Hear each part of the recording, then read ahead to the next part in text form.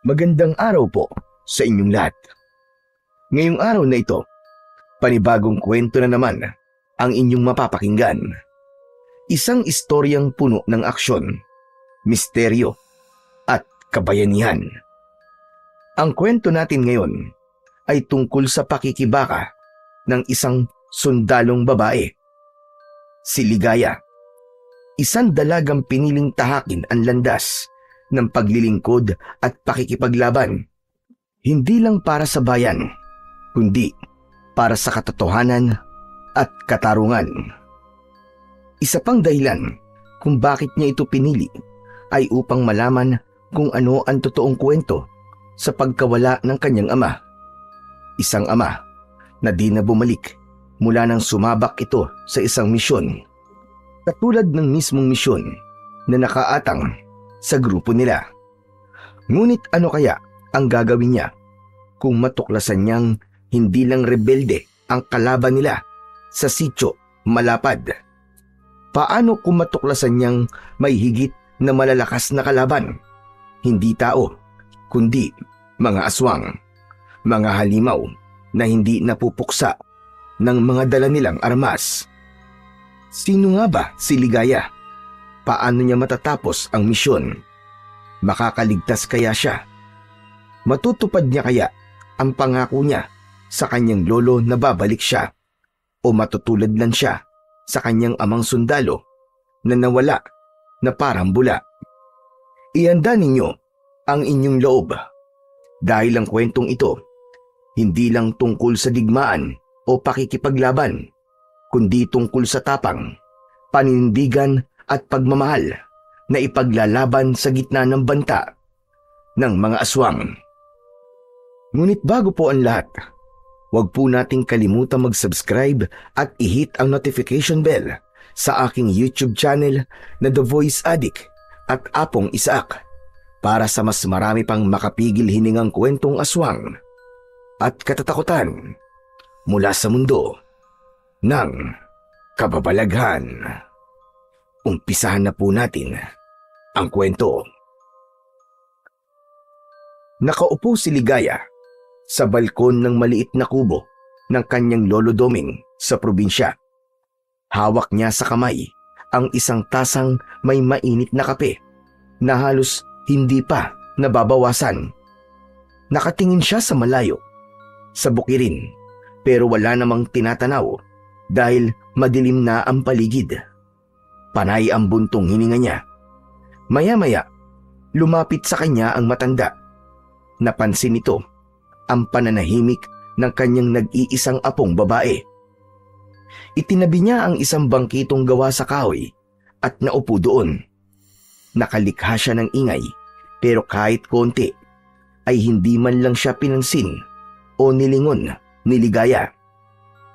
Doon niya napagtanto na may kinikimkim na alalahanin ang kanyang apo. Apo, ayos ka lang ba? Bakit parang kanina pa lumilipad ang isip mo? Kayo po pala, Lolo. Panay ang buntong hininga mo eh. May problema ka ba? Pwede mo namang sabihin sa akin para naman mabawasan yung bigat na dinadala mo. Ewan ko po, Lolo. Parang may kung ano po mabigat dito sa dibdib ko eh. Di ko rin po maintindihan. Pero ayos lang naman po ako. Nako, sa tingin ko hindi ka ayos. Huwag kang magsinungaling sa akin, Ligaya.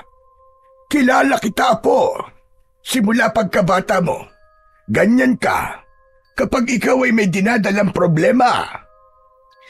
May misyon po kami sa susunod na linggo. Wala namang bago dun eh. Di ka pa ba nasanay sa trabaho mo? Anong klaseng mission ba yan? Ipapadala po kami sa sitio Malapad. Anak nang, di ba yun yung lugar na sinasabing may grupo ng mga rebelde? Tama po kayo, Lolo. Doon nga po.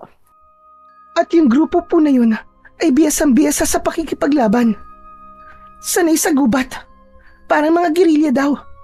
Walang awa kung pumatay. Alam niyo po, Madaming mga sundalong pinadala roon. Pero ni isa, walang nakakabalik. Walang nakakauwi sa kanilang pamilya. Lahat patay. Ang masakit pa po ay wala man lang bangkay na naiuwi. Para bang naglaho lang na parang bula. Naku, talagang delikado pala. Saka, nakakatindig ng balahibo ang kwento mo, Apo. Anong klaseng mission bang ginagawa doon? At saka, ba't naman kayo ang napili? Recon and recovery, Polo. Kailangan naming malaman kung ano nangyayari doon. Tapos ay, ang maibalik ang dating kondisyon ng sityo na mabawi ito sa mga rebelde. Ganun ba?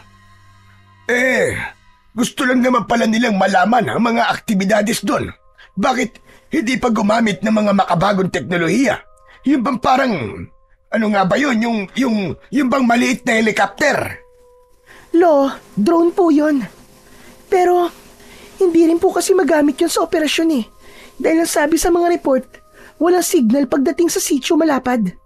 Nawawala din bigla mga drone. Kaya daw, kailangan nila na may ipadala dun mismo para matapos na ang paghahari-harian ng mga rebelding yon. Kinakabahan ako, Sa misyong to, pakiramdam ko para kaming pinapasok sa bibig ng buhaya.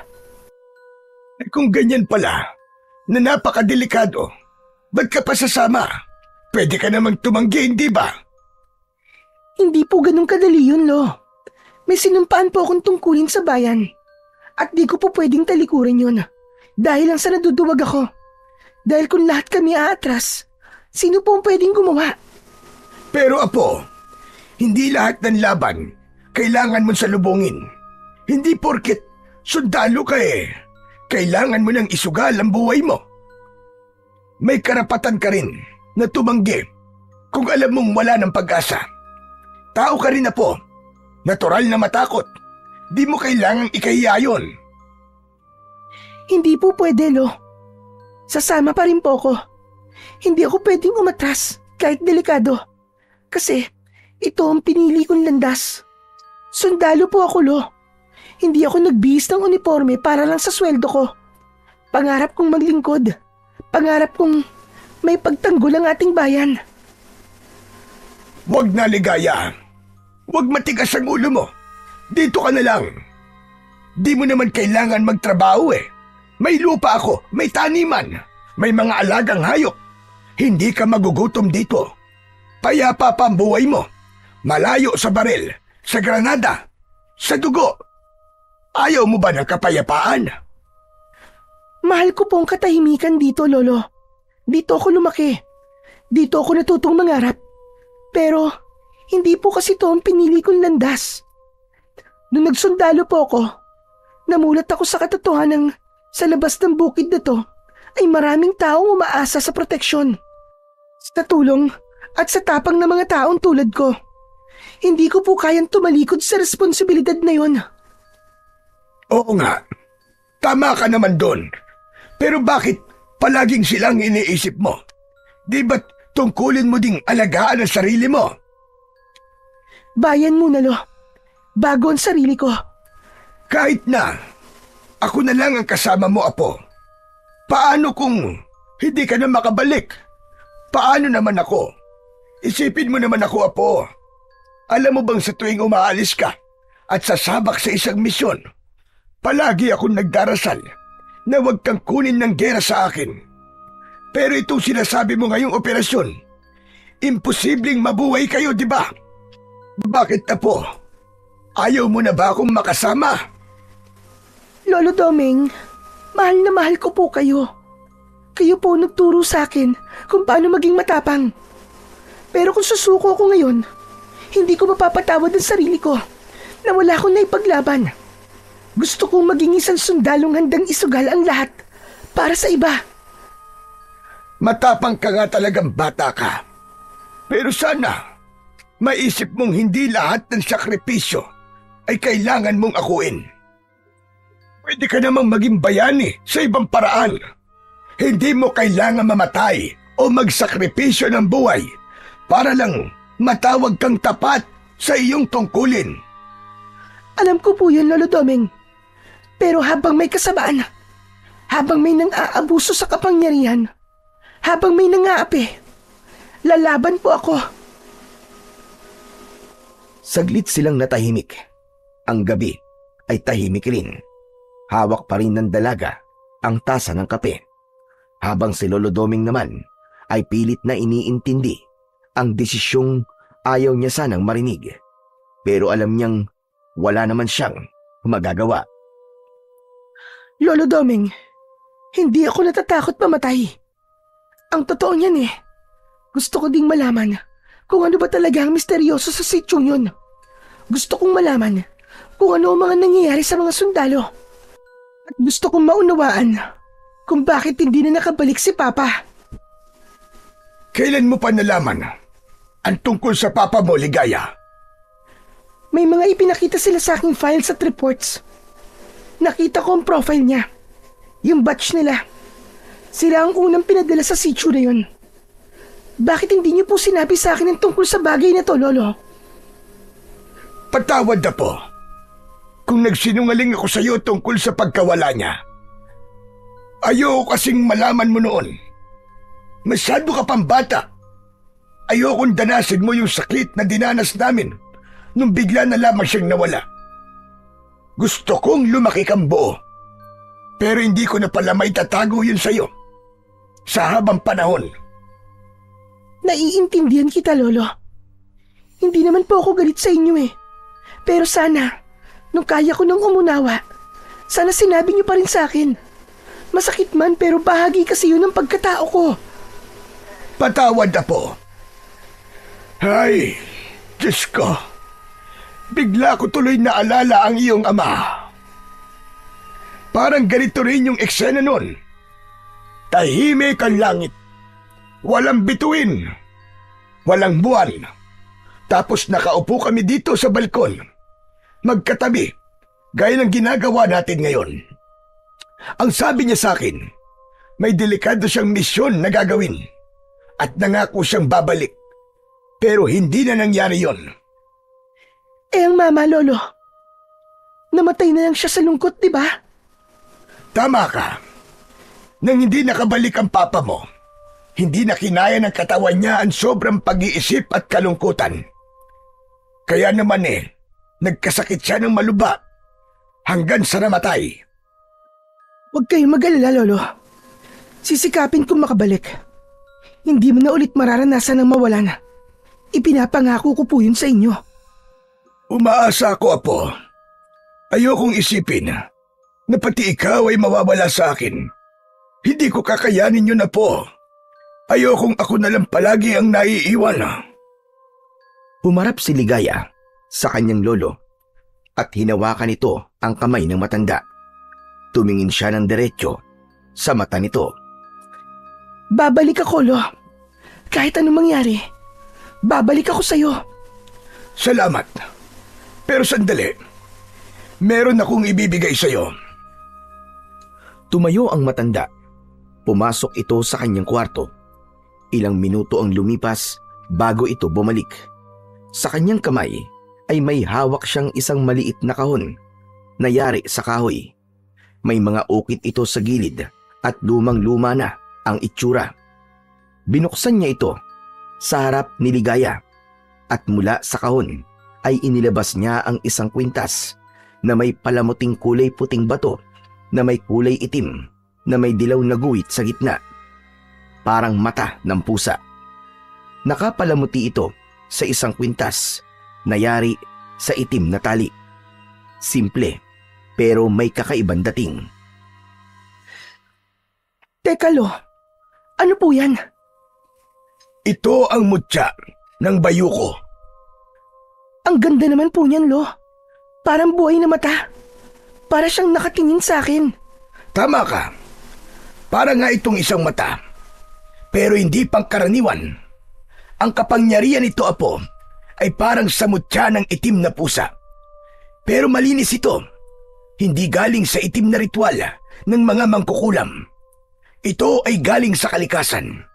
Kusang ipinagkaloob ng mga diwata o gabay sa mga taong karapat-dapat. Talaga po? May kapangyarihan po ang bagay na yan. Oo naman, Apo. Meron itong mga kapangyarihang taglay. Siyam ang buhay ng sino mang magdadala nito. Kapag suot nito, hindi ka basta-basta mamamatay. Kaya mong makaligtas sa mga matitinding sitwasyon o kahit mabingit ka pa sa kamatayan. May tagabulag din yan. Pag sinuot mo yan, hindi ka kagad makikita ng kalaban. Parang pusa ang kilos mo. Mabilis, tahimik at maliksi. Ito, Apo, kunin mo at isuot mo. Sa'yo na yan. Ipinagkakaloob ko na sa'yo. Po? Sa akin na po to? Sigurado po ba kayo, Lo? Bakit niyo po to binibigay sa akin? May nabanggit ang papa mo noon bago siya umalis. May sinabi siya tungkol sa sitio Malapad. Oo, may mga rebelde raw doon. Pero hindi lang sila ang tunay na kalaban. May mga nilalang daw doon na hindi basta-basta. Mga halimaw, mga anino. Hindi man niya maipaliwanag ng buo, pero sigurado siya na may iba pang kalaban, mas malalim, mas mapanganib. Mukhang mas lumalalim nga po ang misteryo sa lugar na yun, Lolo. Kaya nga, alam mo bang ibinigay ko to noon sa kanya? Kaso hindi niya dinala. Iniwan niya nung gabi bago siya umalis. Nilapag niya ito sa tabi mo habang natutulog ka. Hindi ko alam kung bakit niya ginawa yun. Parang alam niyang hindi na siya makakabalik. Ngayon, hinihiling ko sa'yo na dalhin mo ito. Isuot mo, Apo. Huwag mong huhubarin habang nasa misyon ka. Kinuha ni Ligaya ang mutya mula sa loob ng kahon. Maingat niya itong hinawakan. Nang mahipo niya ang bato, bigla siyang nagulat. Parang may dumaloy na kuryente sa kanyang palad. Nabitiwan niya ang mutya. Mabuti na lamang at nasalok agad yun ng kanyang lolo. Lo, bakit po may kuryente? Ganun talaga. Pag ganyan ang nangyari, ibig sabihin, tinatanggap ka ng mutya. At ibig sabihin, pumapayag itong maging bahagi mo. Gusto niyang ikaw ang maging tagapangalaga niya. Talaga, Lolo Doming? Huwag kang mag-alala. Hindi ka nito kukuryentin. Subukan mo ulit, Apo. O heto, hawakan mo ulit. Muling inabot ito ni Ligaya. At tulad ng sinabi ng lolo niya, hindi na siya nakuryente. Bagkus, naramdaman niya ang isang malamig na hangin na tila yumakap sa kanya. Matagal, halos mapapikit siya sa kakaibang sensasyong yun. Pagmulat ng kanyang mga mata, tahimik niyang isinuot ang kwintas sa kanyang leeg. May naramdaman siyang kakaiba, parang may gumising na kakaibang lakas sa kaibuturan ng kanyang pagkatao. Lo, ba't ganun? Parang bumilis po ang pintig ng puso ko. Tapos parang luminaw din po ang pandinig ko at saka ang paningin ko. Tapos Lo, para akong may built-in na night vision. Kitang-kita ko yung parting yun, oh. Maliwanag na maliwanag. Sabi ko naman sa'yo, di ba? Nagsisimula niya nang ipakita sa'yo ang ibang kapangyarihan niya. Ang galing, di ba? Ang galing nga po, Lo. Grabe. Totoo po pala ang mga agimat at mga mutya. Hindi ako makapaniwala. Pag nagamit mo yan sa labanan o sa delikadong sitwasyon, mas maiintindihan mo pa kung gaano kaimportante ang mutya na yan. Maraming salamat po dito, Lolo. Sa tulong po ng bagay na to, nababawasan ang takot ko. Malakas ang kumpiyansa ko na matatapos ko ng delikadong misyon na yon. Yan ang gusto kong marinig mula sa'yo, Apo. Para na rin po sa mga kasama ko. At pangako, Lo, pagbalik ko, dala ko na ang sagot. Hindi lang para sa akin, kundi para kay Papa, kay Mama, at para sa'yo. O sige na, mabuti pa'y magpahinga ka na. Ilang araw bang ibinigay na bakasyon sa inyo? 3 araw po, Lolo. At susulitin natin ang mga araw na yon. Kinabukasan ng umaga, maagang nagising ang dalaga. Paglabas niya ng bakuran ay nakita niya ang lolo doming niya na nagsisiga ng mga tuyong dahon sa ilalim ng mangga. Gising ka na pala, Apo. Kumusta ang pakiramdam mo? Ayos lang po ako. Kayo po, Lo, kumusta po kayo? Kumusta po ang tulog nyo? Hindi nga ako masyadong nakatulog. Sa palagay ko 2:00 na ako ng madaling araw nakatulog. Tapos nagising ako ng 5:00. Hay nako, ganito yata talaga kapag matanda na. Naku, masama po yun, Lo. Halos 3 oras lang po pala ang tulog nyo. Dapat hindi mo na kayo bumangon. Hinayaan nyo na lang sana muna ang mga yan. Wala naman kayong amo para gawin ang mga trabaho na yan. Nako, Iha. Sanay na kasi ang katawan ko. Hindi ako mapalagay kapag walang ginagawa. Hayaan mo na. Magaan lang naman to. Parang ehersisyo na rin sa akin. Ganun po ba? Pero dapat po, hindi kayo nagpapakapagod. Hindi na po kayo bata, Lo. Alam ko naman yun. Pero ganito talaga pag matanda na. Mas mahirap yung walang ginagawa. Lo, nagkape na po ba kayo? Tapos na. Kanina pa. Ikaw, kung gusto mong magkape, may pinainit akong tubig sa termos. Pwede ka na magtimpla ng kape mo. May tira din akong pandesal. Naroon sa ibabaw ng lamesa. Mamaya na po siguro. Tutulungan ko na lang po muna kayo dyan. Nasaan po ba yung walis?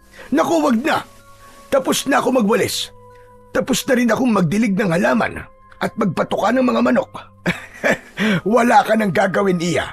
Mag-relax ka lang dyan at magpahinga. Kasi sa isang araw, sigurado niyan wala na kayong tulog at pahinga. Kaya sige na, hayaan mo na lang ako dito. Kagigising ko lang po Ano po kaya kung maglakad-lakad tayo? Gusto ko po sanang dalawin ang puntod ni Mama. Okay lang po ba, Lo? Maglalakad? Ayaw mo sumakay ng owner jeep ko? Lo, ayoko po. Kasing tanda niya na po kasi si Tikas Baka mamaya may Alzheimer's disease na yan. Makakalimutin na. Baka makalimutan pang magpreno. O kaya baka biglang tumirik sa gitna ng daan. Ayoko pong magtulak, no? Aba, huwag mong nilalait si Tikas. Kahit medyo amoy kalawang na yan, matibay pa rin siya. Mas matibay pa nga yan kesa sa mga bagong labas ngayon na magandang mga disenyo. Ampaw naman.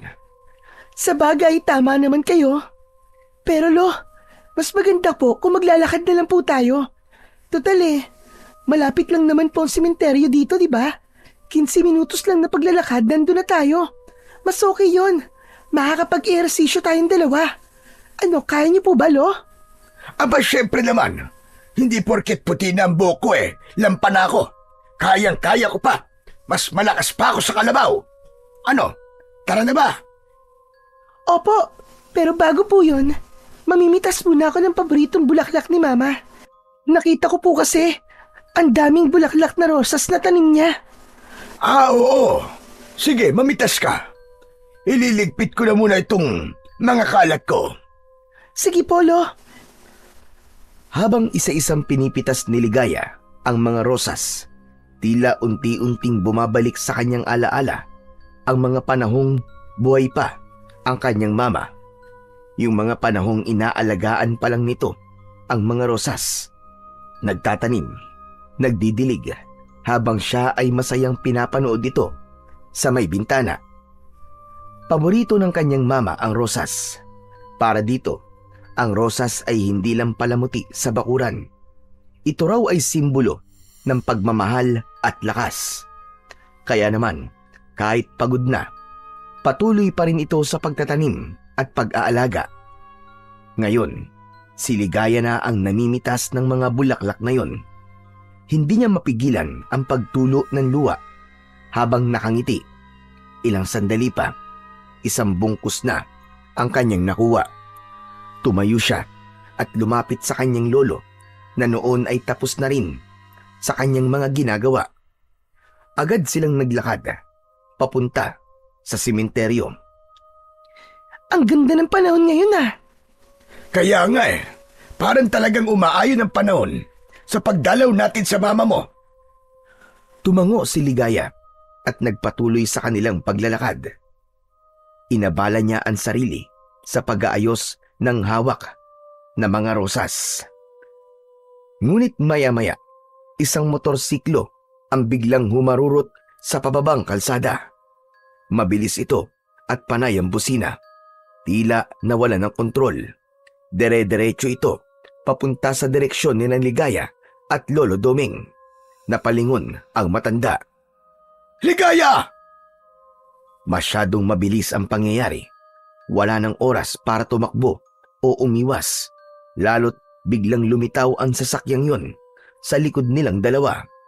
Ilang pulgada na lang ang layo nito ay mababangga na sila. Pero imbis na matulala, mabilis na nakaatras si Ligaya. Parang otomatikong gumalaw ang kanyang katawan. Nahila niya si Lolo Doming. Tila tumigil ang mundo sa loob ng ilang segundo. Sa kabutihang palad, hindi tumama sa kanila ang sasakyan. Bumangga ito sa isang puno.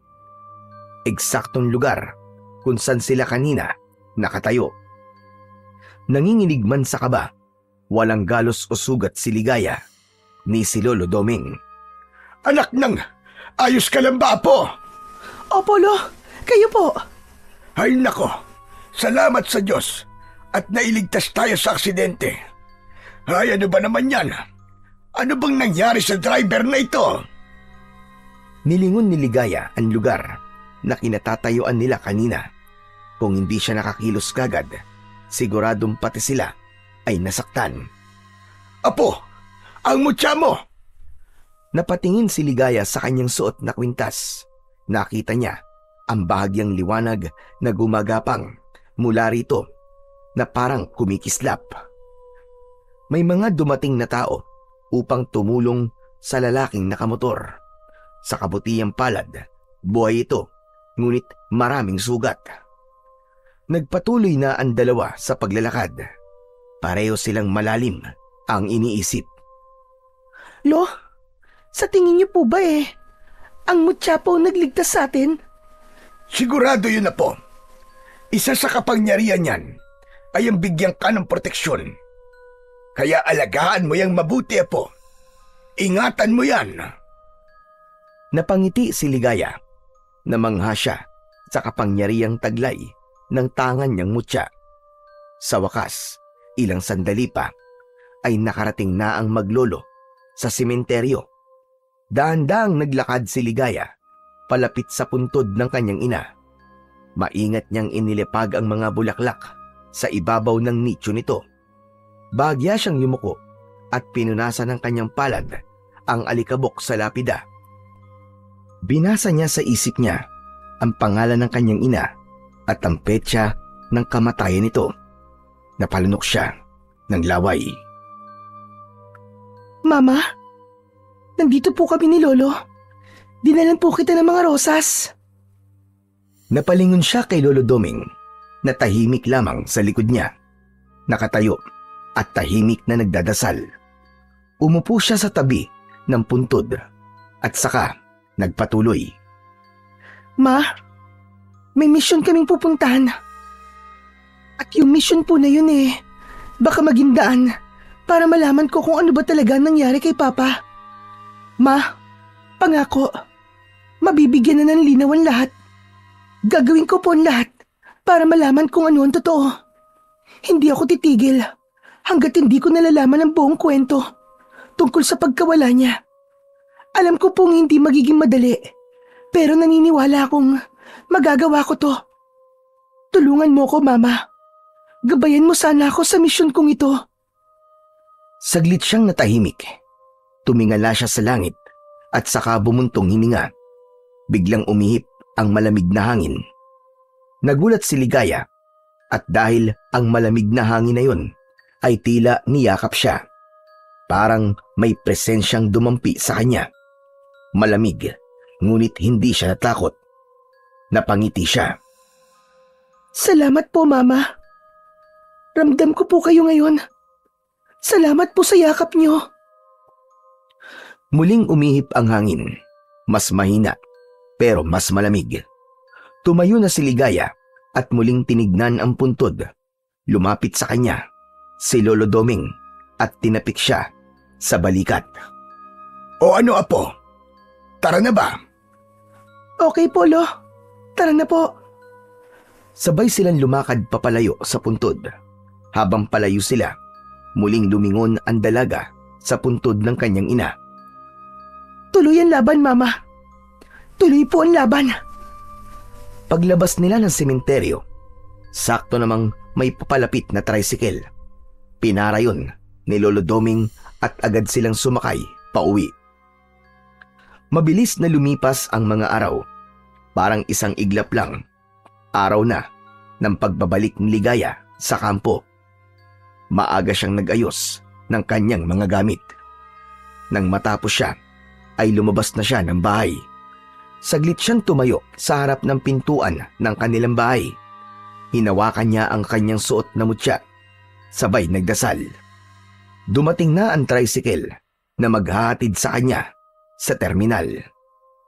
Bago siya tuluyang sumakay, lumapit sa kanya ang kanyang lolo. Nasa kamay nito ang isang maliit na bote ng langis, kulay dilaw at may matapang na amoy na pamilyar kay Ligaya mula pagkabata.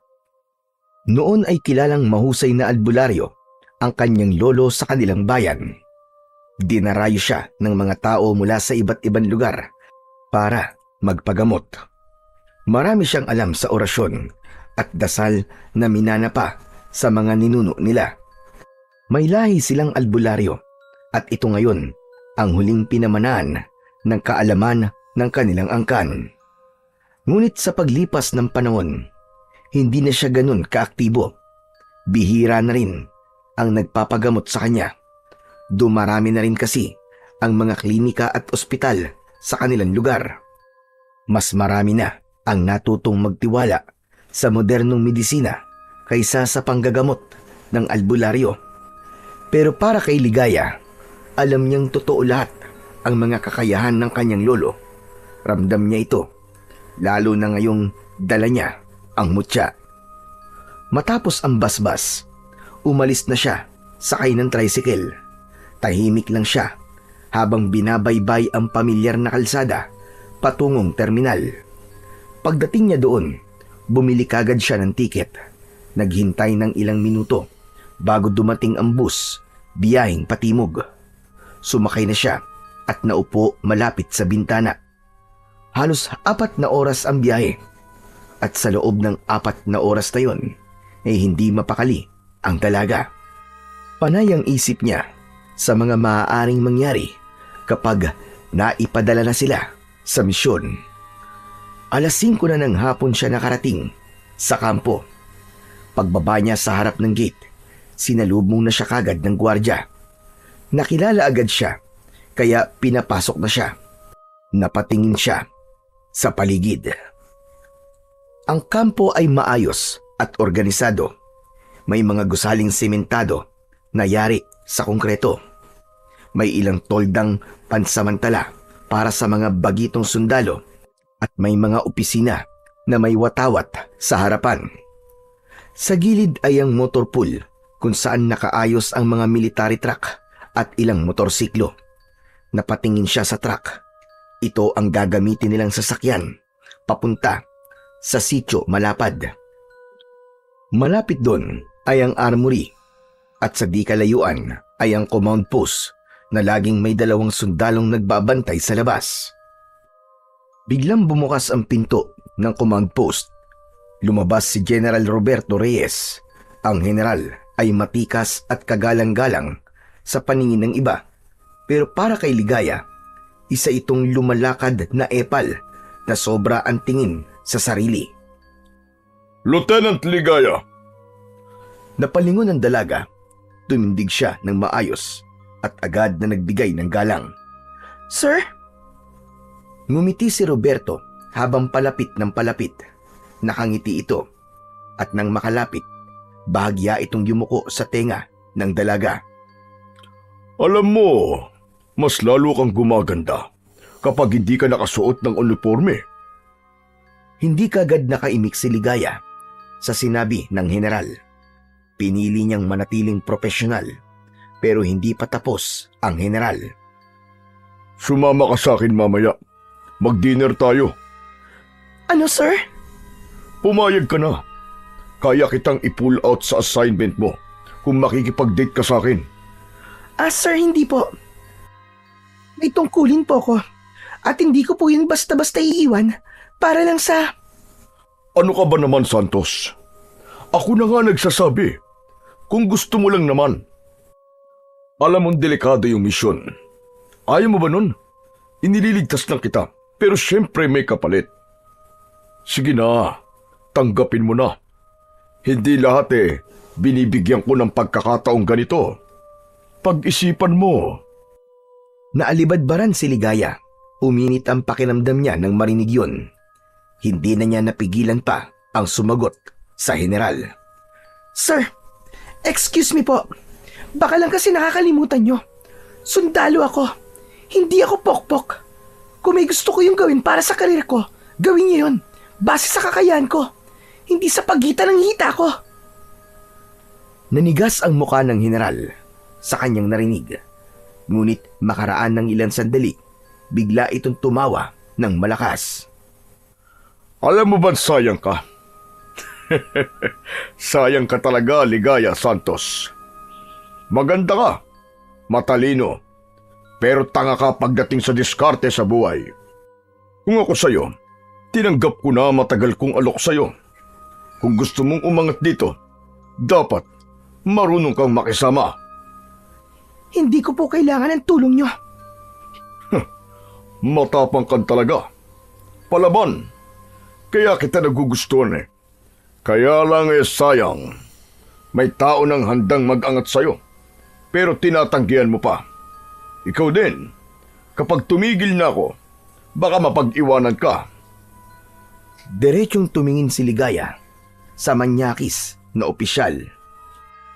Kung ang pag-angat ay may kapalit na ganitong klaseng kababuyan, mas pipiliin ko pang manatili na lamang kung nasan ako.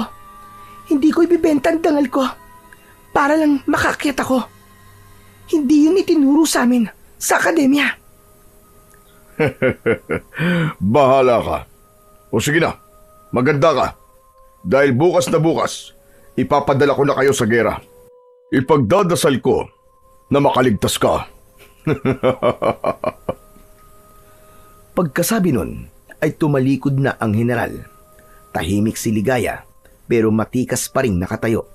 Ramdam niya ang panginginig ng kanyang laman dahil sa kinikimkim na galit. Nang makalayo ang opisyal, saka lang niya inilabas ang tunay na nararamdaman para dito. Hayop ka! Matagal na ako may hinala sa'yo. Malakas ang pakiramdam ko nga. May mga anomalya kang ginagawa sa hanay natin. Kaya humanda ka. Pagbalik ko, haharapin kita. Ako magpapabagsak sa'yo. Buwisit ka! Nagpatuloy na siya sa paglalakad at tinungo ang barracks para sa kanilang mga babaeng sundalo. May ilang kapwa sundalo ang bumati sa kanya.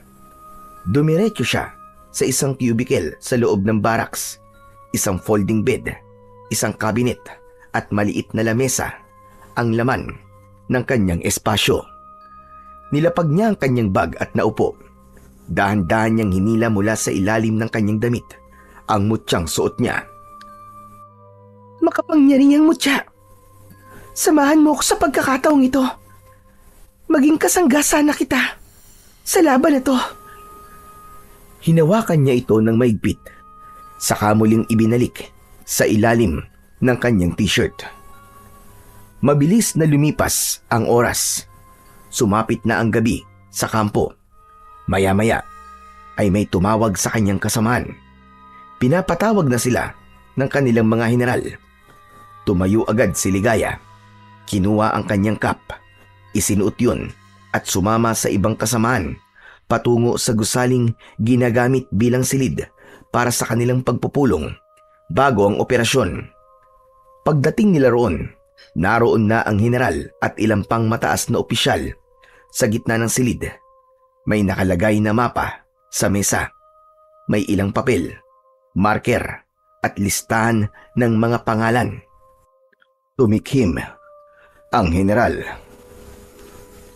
Makinig kayo mabuti. Bukas ay uumpisa na ninyo ang misyon. Kailangan yung tiyakin ang seguridad ng lugar na pupuntahan nyo. Tukuyin nyo kung talagang may aktwal na banta. Ano mang uri ng panganib ang harapin nyo. Harapin nyo ng buong tapang at pag-iingat. Nagsimula na siyang sabihan ang lahat ng mga dapat malaman ng mga sundalong ipapadala. Nang matapos, sandaling katahimikan ang namayani sa buong silid. Walang umimik na mga sundalo. Ramdam nila ang bigat ng susuunging misyon. Makalipas ang ilang sandali, muling nagsalita si General Roberto. Ayokong may masaktan sa inyo. At higit sa lahat, ayokong may masangkot na sibilyan. Kaya dapat mabilis kayong kumilos. Matalino sa bawat desisyon at palaging alerto. Tumango ang mga sundalo. Lahat ay seryoso. Simulan nyo nang ihanda ang lahat ng personal nyong mga gamit. Siguraduhin nyong kumpleto ang inyong mga armas. I-double check ang barel, bala, at mga communication devices. Walang dapat makalimutan. Lahat ng kailangan sa operasyon dapat ay handa na ngayong gabi. Sige na, magpahinga na kayo. Tumalikod na ang general at lumabas ng silid. Tahimik namang nagsibalikan sa kanilang mga baraks ang mga sundalo. Pero si Ligaya, imbis na dumiretso sa loob, ay dumaan muna siya sa likod na bahagi ng gusali. Madilim doon. Ito ang paborito niyang puntahan tuwing gusto niyang mapag-isa at kapag kailangan niyang mag-isip at habang nagpapahinga. Umupo siya sa isang kahoy na bench. Tumingala sa langit. Walang ganong bituin at may kalakasan ang ihip ng hangin. Ipinikit niya ang kanyang mga mata upang damhin ang lahat ng iyon. Ngunit ilang minuto pa lang ang lumipas. Bigla siyang may narinig na kaluskos. Napadilat siya. Kumunot ang noo at tumingin sa paligid. Teka, ano kaya yun? Ngunit narinig niya ulit ito. Mas malapit, mas malakas. Inilabas niya ang kanyang mutya at hinaplos ito sandali. Biglang may kakaibang liwanag sa paningin niya. Luminaw ang paligid. Ang likod ng matataas na damo, may nakita siya. Isang nilalang na hindi niya masasabing tao at hindi rin hayop. Malaki ang katawan nito. Halos doble ang laki sa katawan ng isang aso. May mahahabang galamay sa likod na parabang baluktot na sanga. Ang balat nito ay kulubot at kulay abo. Ang mukha nito'y parang pinaghalong baboy ramo at paniki. May matatalim itong mga ngipin na nakalabas kahit hindi ito nakanganga. Ang mga mata nito ay mapupula, parang umiilaw sa dilim. Napatayo agad ang dalaga, kinapa ang baril at mabilis na itinutok ito sa nilalang. Ngunit tila naramdaman ng nilalang ang kanyang presensya. Lumingon ito at nagtama ang kanilang mga mata.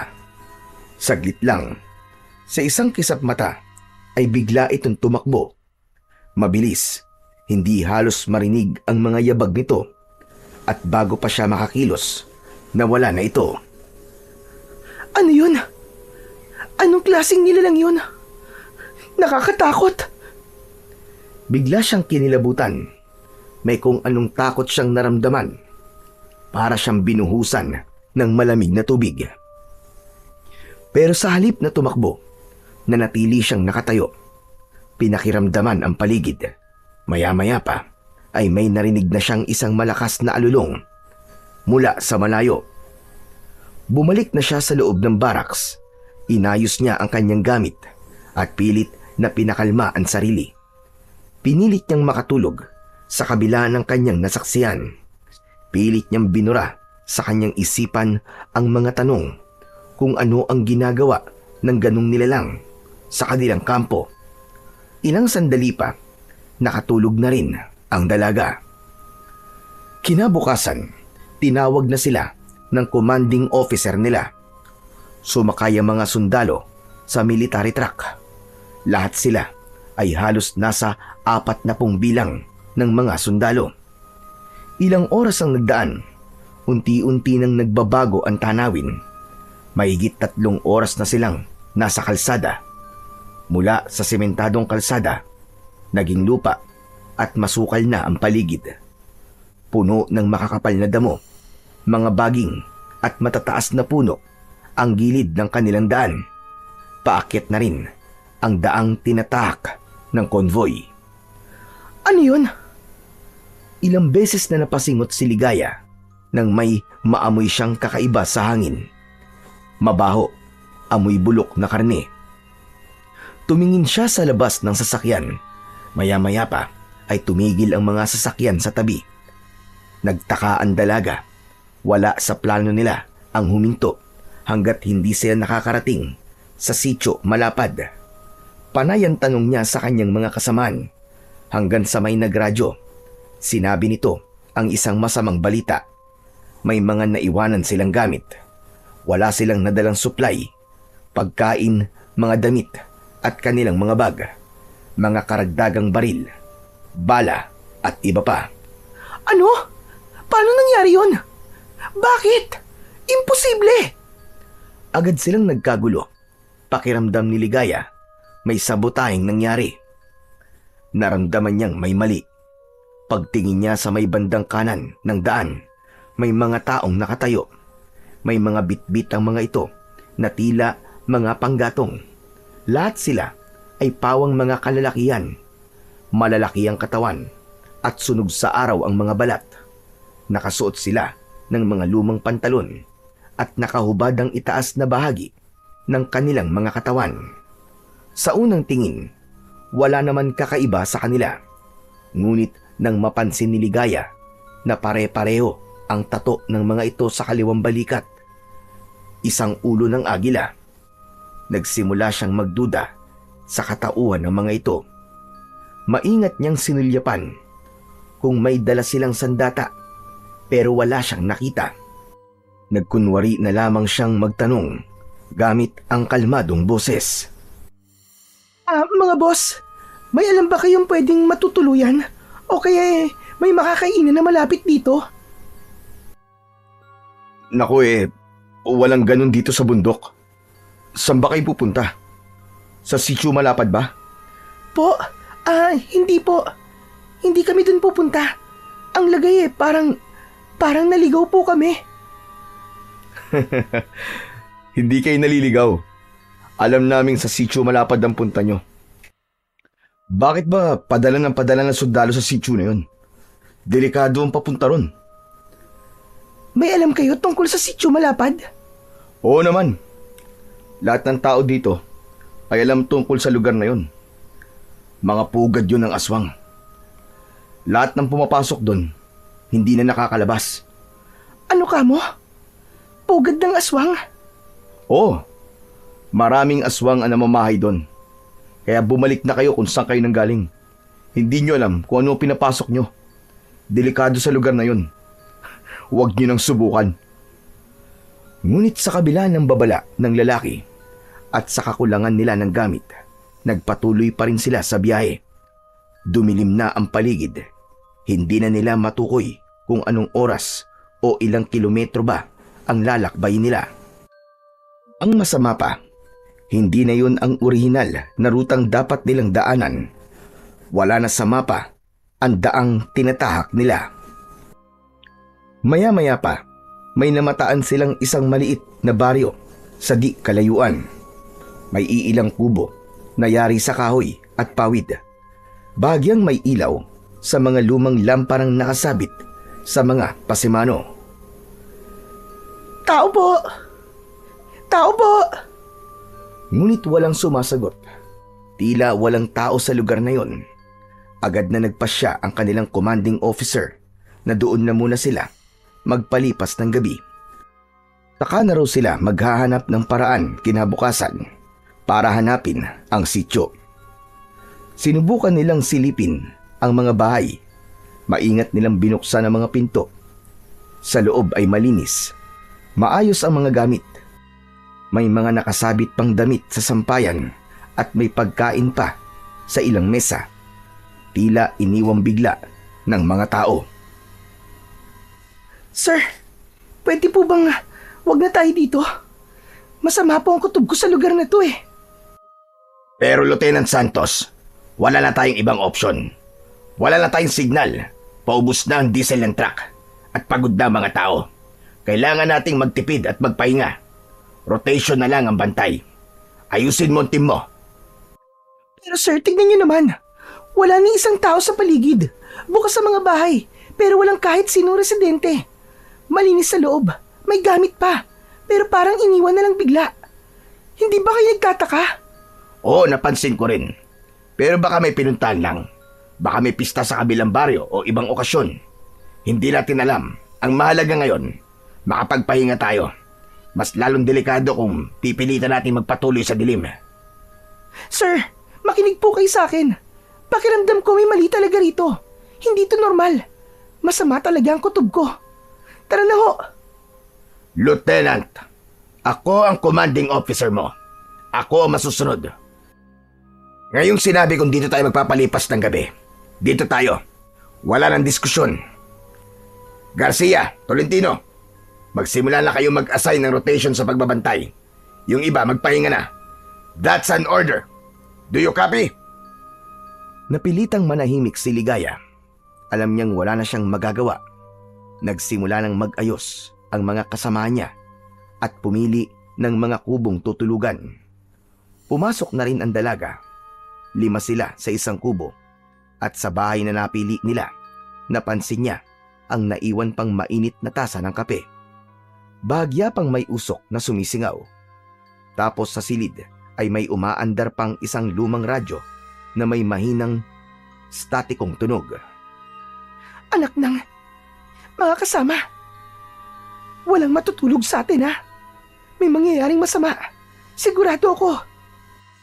Sumang-ayon ang mga kasama niya. Bagamat alam nilang tila sila ay nasa isang patibong, ay pinili na lang nilang maging alerto. Walang natulog. At pagsapit ng hating gabi, unti-unti silang nakaramdam ng kilabot. May mga narinig silang kaluskos sa labas. Malalaki at malalakas na yabag. Tumayo siya. Kinuha ang kanyang baril at ang mga kasama niya ay may mga Armalite na bitbit.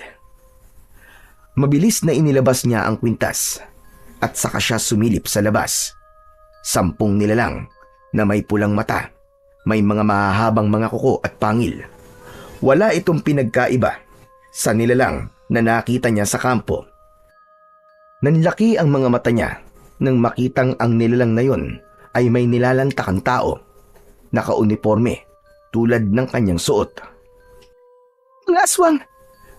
May mga aswang sa labas, mga kasama! Hindi siya kagad pinaniwalaan ng mga kasama niya sa loob, pero pagkarinig nila ng mga matatalas na kalmot sa pader, nagkatinginan silang lahat. Biglang bumagsak ang isang bahagi ng bubong. Pumasok ang isang nilalang. Walang pag-aalinlangang binaril ito ni Sergeant Reyes. Sunod-sunod, pero wala ni isa ang tumagos. Isang iglap, nilapitan nito si Reyes at dinakma. Walang kahirap-hirap na ibinalibag ang sundalo sa dingding. Kasunod noon ay nagsigawan na ang mga kasama niyang sundalo, hindi lang sa loob ng kubo, kundi maging sa labas. Sunod-sunod na rin ang putok ng mga baril. Nagkakagulo na. Napalingon si Ligaya sa gilid nang biglang tumalo ng isang aswang sa tabi niya. Kaagad nitong nalaslas ang leeg ng kasamahan niyang sundalo gamit ang matutulis nitong mga kuko. Napaatras si Ligaya sa gulat. Kitang-kita niya kung paano kinaladkad ng halimaw ang katawan ng sundalo at saka ito sinimulang kainin. May ilan pang aswang na pumasok sa loob. Isa-isang napatay ang mga kasama niya. Wala ni isa ang nakaligtas. Nakatayo lang si Ligaya. Hindi makagalaw, hindi makasigaw. Parang nanigas ang buong katawan niya dahil sa bilis at bigat ng mga nangyayari. Ngunit isang bagay ang napansin niya. Wala ni isang aswang ang lumapit sa kanya. Wala rin sumusubok na saktan siya. Para bang hindi siya nakikita. Doon biglang sumagi sa isip niya ang suot niyang mutya. Napahawak siya sa pendant na nakasabit sa leeg niya. Naalala niya ang isa sa mga kakayahan nito. Meron pala itong tagabulag. Isang uri ng kapangyarihan na nagbibigay sa kanya ng kaligtasan. Hindi siya kayang makita ng mga nilalang ng dilim habang suot niya ito. Ilang sandali pa ay tila siya bumalik sa tamang wisyo. Salamat, Lolo. Kung wala to, baka isa na rin ako sa mga napatay nila. Diyos ko, ito ba ang dahilan kung bakit hindi na nakakabalik ang mga sundalo ng buhay? Naglakad siya palabas ng kubo. Maingat, sinikap niyang hindi makalika ng kahit na mahinang ingay. Iniwasan niya ang mga nagkakagulong aswang. Paglabas niya ng pinto, tumambad sa kanya ang may kalunos-lunos pang tagpo. Nagkalat ang bangkay ng mga kasama niyang sundalo. Iba't ibang posisyon, iba't ibang anyo ng kamatayan. May putulang ulo, may wakwak na ang mga tiyan, at ang iba ay tila kinayod ang muka.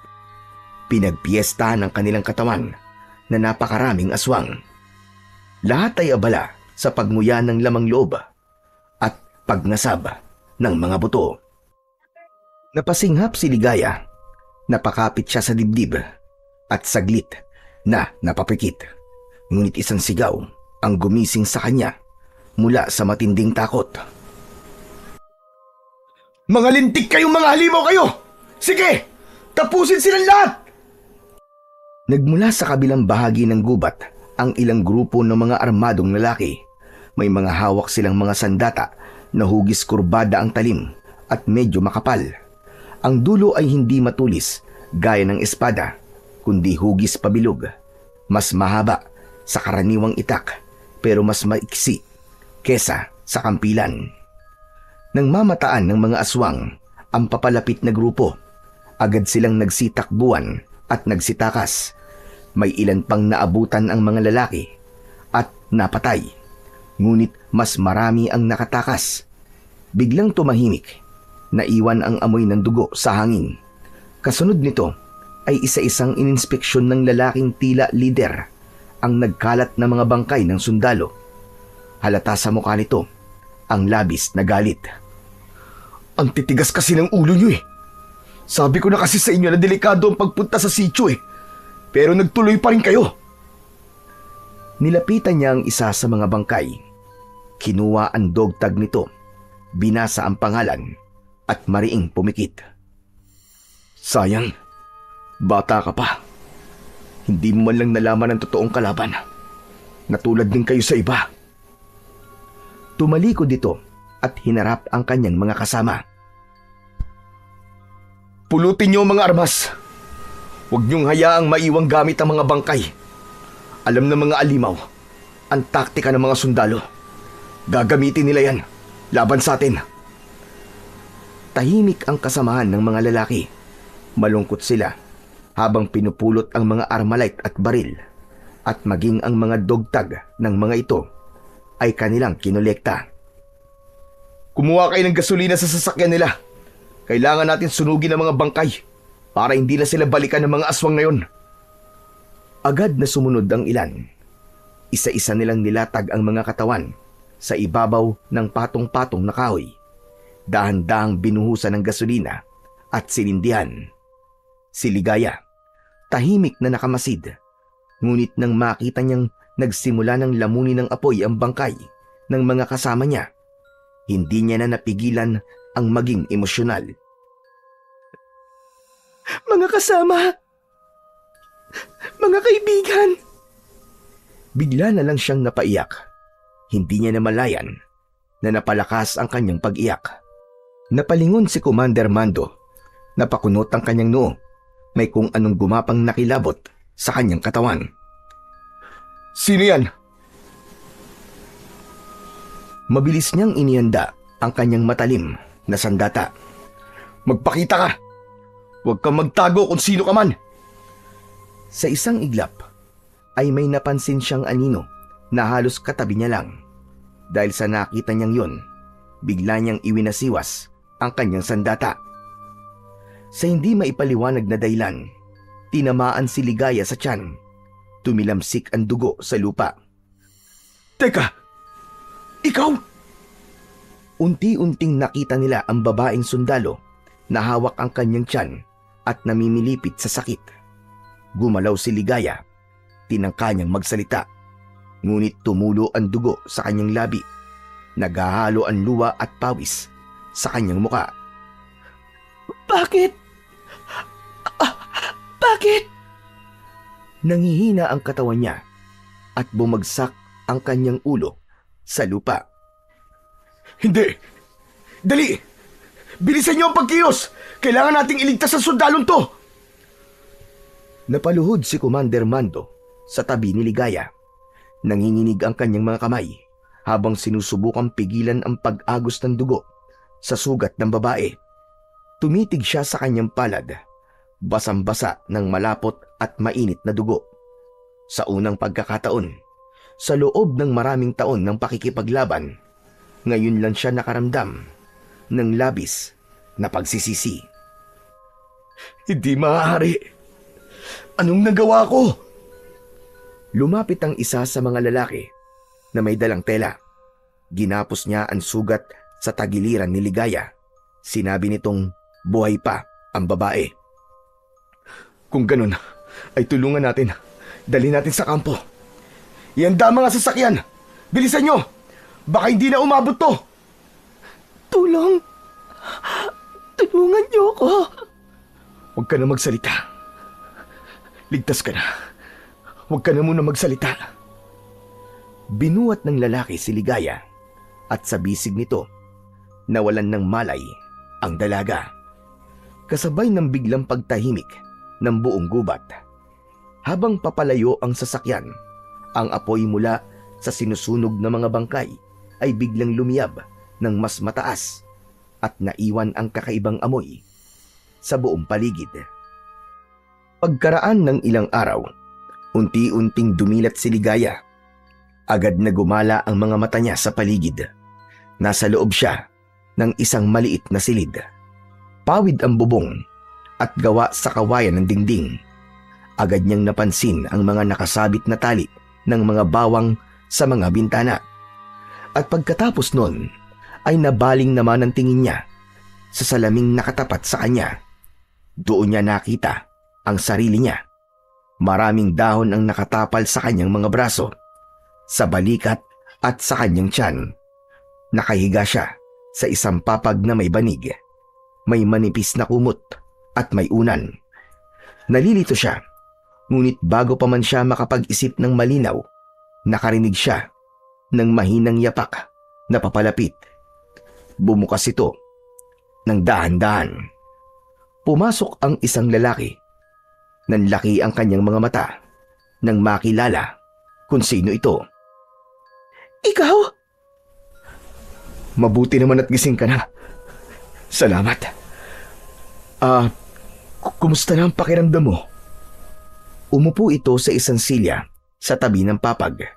Biglang napahawak sa ulo si Ligaya. Pilit na inaalala ang mga nangyari. Ikaw? Ikaw yung... Teka, nasan ako? Nandito ka sa Sitio Malapad. Ano? Ito yung lugar ng mga rebelde, di ba? Ibig sabihin, nandito ako sa lugar ng mga kaaway. Sandali lang. Kumalma ka lang. Hindi tayo magkaaway. Bakit? Bakit ako nandito? Ako may kasalanan. Nasugatan kita nung... patawad ah. Hindi ko sinasadya. Akala ko kasi... Hindi na naituloy ng lalaki ang kanyang sasabihin. Yumuko ito sandali. Nagkamali ako. Nasugatan kita. Pero salamat sa Diyos at buhay ka na. Gaano na ako katagal na nandito? Matagal-tagal rin. Kulang-kulang 1 buwan. Ano? 1 buwan? Oo, hindi ka magising.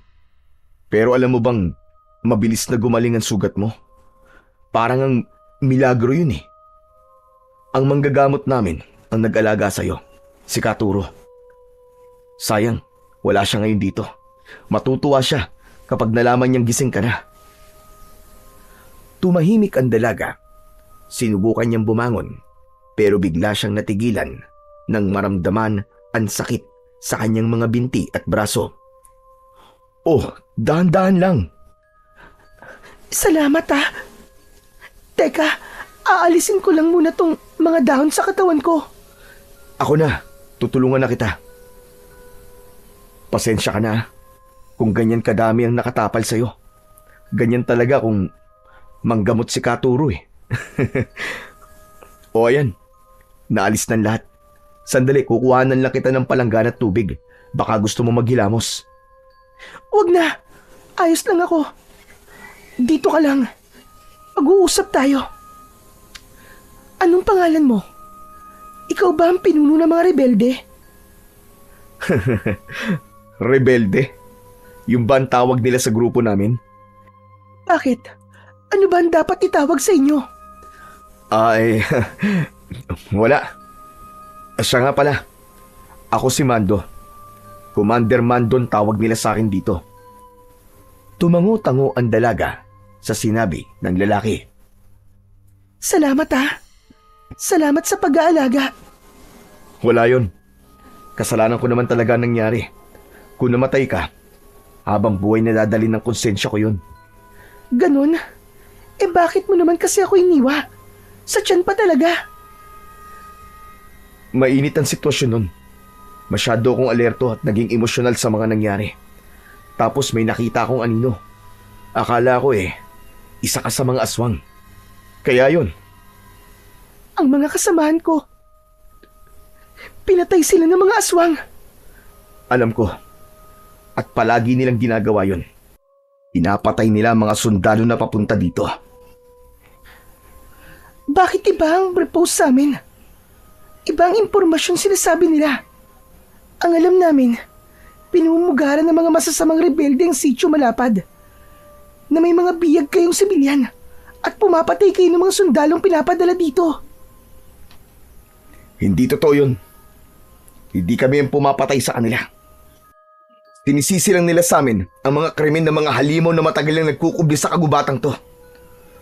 Tuwing may mga sundalo o mga sibilyang nawawala, kami kagad ang tinuturo. Pero ang totoo, kami rin ang unang pinupuntirya ng mga aswang na yan. Pero bakit hinahayaan nyo lang? Bakit hindi nyo inilalabas ang totoo? Bakit hindi kayo humingi ng tulong sa gobyerno, sa media, o kahit kanino na pwedeng tumulong sa inyo? Para naman matigil na yung walang habas na pagpapadala ng mga tropa dito. Para na rin kaming ginagawang mga alay mga sakripisyong tupa. Sino maniniwala sa amin? Sa mata ng gobyerno, rebelde kami. Sa mata ng lipunan, kami mga salot. Kapag nagsalita kami, pagtatawanan lang kami ng lahat. Sa palagay mo ba, maniniwala sila kung sasabihin naming aswang ang mga kriminal? Pero kung walang magsasalita, paano malalaman ng mga tao ang totoo? Hanggang kailan kayo magtitiis? Hanggang kailan kayo magtatago? Hindi kami nagtatago. Lumalaban kami sa paraang kaya namin. Kung lalantad kami ngayon, walang sapat na pruweba. Kami lang ang mapapahamak. Hindi lang kami, pati na mga pamilyang pinoprotektahan namin dito sa sitio. Ano ngayon ang plano nyo? Maghihintay na lamang kayo ng susunod na grupo ng sundalo na papatayin uli ng mga halimaw na yon? Hindi. May plano din kami para ipaalam sa lahat ang ugat ng kasinungalingan dito sa Sitio Malapad. Kung mapatunayan ko na totoo ang lahat ng mga sinasabi mo, nakahanda akong tumulong. Talaga? Paano? Sasabihin mo ba to sa mga kasamahan mong sundalo? Oo. Maniniwala sila sa akin. Hindi ka sigurado dyan. Teka, anong ibig mong palabasin? Alam mo bang, bago pa kayo pumunta dito, Alam na ng mga aswang. May mga tao silang kasabwat sa labas. May mga mata sila. Mga matataas na opisyal na hindi mo aakalaing mga pusakal na mamamatay tao. Natulala si Ligaya sa sinabing yun ni Commander Mando. Bigla niyang naalala ang nakitang aswang sa loob ng kampo. Ang aswang na katulad ng mga sumalakay sa kanila. Napagtanto niyang may punto ang mga sinabi sa kanya ni Mando. Hindi ako makapaniwala na kaya nilang gawin yun sa mga kabaro nila. Hindi ko alam na ito pala ang totoo. Lahat kami, pati yung mga nauna sa amin, ginamit, pinahamak. Ganito palang nangyari sa papa ko. Ano nangyari sa papa mo? Sila ang unang tropa na ipinadala dito. Mga 2 dekada nang nakakaraan. Bigla na lang siya nawala sa amin. Nawalang parang pula. Kaya ako nagsundalo. At ito rin ang dahilan kung bakit ko tinanggap ang misyong to. Gusto kong malaman kung ano nangyari sa papa ko. Hindi ko akalaing. Hindi maaari. Ginawa rin kaya siyang hapunan ng mga aswang na yun? Anong pangalan niya? May paraan para makita natin kung namatay ba ang papa mo o hindi. Talaga? Paano? Kapag naaabutan namin yung mga bangkay ng sundalo, yung mga dogtag nila, kinokolekta namin at maingat namin na itinatago. Alam mo naman siguro kung gaano kahalaga ang bagay na yun sa inyo, di ba?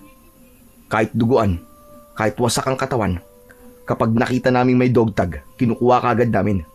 Tinatago namin dahil alam namin may naghihintay na pamilya.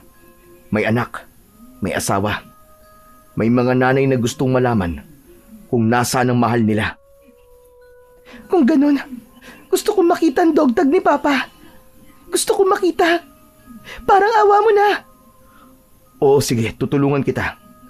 Sabihin mo sa akin ang buong pangalan niya. Susubukan kong hanapin sa mga nakolekta naming dogtag. Kung wala, baka isa siya sa mga nailigtas namin sa sagupaan. Teka, meron din kayo naililigtas? Oo naman. Kaso, hindi na sila nakakauwi dahil naniniwala sila sa ipinaglalaban namin. Talaga? Gusto ko silang makita. Gusto ko silang makilala kung sino sila. Alin ba sa dalawa ang gusto mong unahing makita? Yung dogtag ba o yung mga kabaro mo? Pinili ng dalaga na unang makita ang dogtag ng mga sundalong namatay. Tahimik lang siyang nakaupo habang si Commander Mando ay lumuhod sa tabi ng papag na kinahihigaan niya. Mula sa ilalim nito ay hinila niya palabas ang isang lumang baul na gawa sa kahoy. Medyo may kalawang na ang parte nito na may bakal. Dahan-dahan itong binuksan ni Mando. Sa loob, bumungad sa kanya ang sangkaterbang mga kwintas. Ang ilang piraso ay may natuyo pang dugo. Ang iba naman ay may gasgas at ang iba ay nayupi na. Lumuhod na rin ang dalaga at sinimulang basahin ang pangalan na nakalagay sa mga ito. Bigla siyang nalungkot nang mabasa niya ang pangalan ng kanyang mga kasama sa misyon. Naluwa siya pero pilit kinalma ang kanyang sarili at nagpatuloy siya sa kanyang ginagawa. Grabe! Ang dami nila! Oo, hindi na namin mabilang kung ilan ba talaga yan. Lahat ng yan nakuha namin sa iba't ibang engkwentro. Yung iba, halos buto na lang ang natira nang matagpuan namin. Patuloy silang naghanap, pero hanggang sa maubos ang laman ng kahoy, walang nakita si Ligaya na may pangalan ng kanyang ama. Wala dito. Wala dito ang dogtag ni Papa. Kung ganun, buhay siya. Nailigtas ba siya? Nasaan ang Papa ko?